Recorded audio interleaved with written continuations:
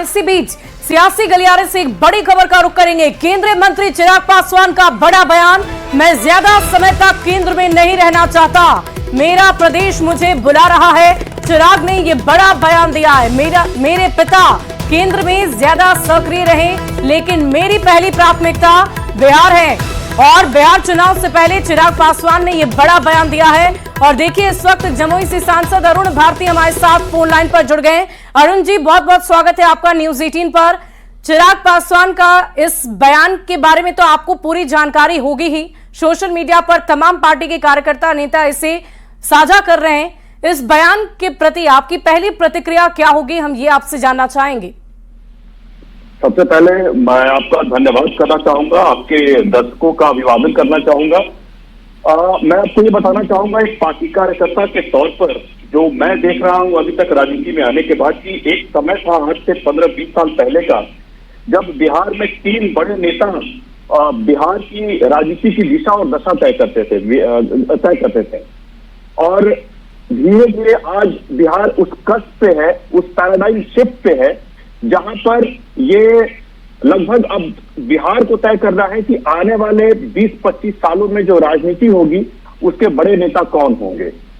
एक कार्यकर्ता के तौर पर मैं ये कहना चाहूंगा कि चिराग पासवान जी जिस तरह से 2019 से बिहार फर्स्ट, बिहारी फर्स्ट का विजन, बिहार को विकास के राह पर ले जाने के लिए काम कर रहे हैं, और आपने मंत्रिमंडल में आने के बाद इसी सब चीजों को सार्थक होते हुए देखा है।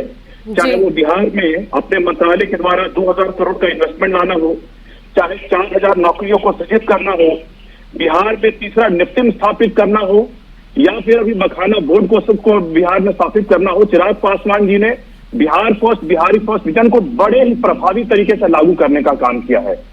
ऐसे में बिहार को विकास की राह पर आगे बढ़ाने के लिए पार्टी के कार्यकर्ताओं का लगातार मांग रही है। हम लोग भी चाहते हैं कि बिहार आने तो अरुण जी, हम क्या ये समझे कि इस बार जो विधानसभा के चुनाव होने वाले हैं साल 2025 में, कुछ ही महीने अब शेष रह गए हैं, तो इसमें भी पूरी तैयारी है चिराग पासवान की, वो दमखम के साथ उतरने वाले हैं क्या?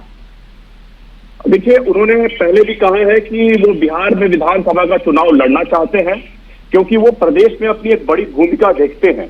और पार्टी के कार्यकर्ता और हम लोग भी चाहते हैं कि आने वाले समय में उनकी एक बड़ी भूमिका बिहार की राजनीति में हो।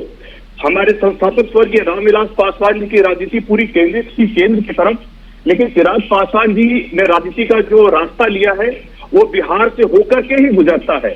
इसलिए वो भी एक बड़ा रास्ता देख रहे हैं, अपनी बड़ी भूमिका देख रहे हैं बिहार की राजनीति में, और हम लोग भी देख रहे हैं। लेकिन बहरहाल चूंकि हम लोग गठबंधन में हैं, गठबंधन की मर्यादाओं का, सीमाओं का पालन होगा।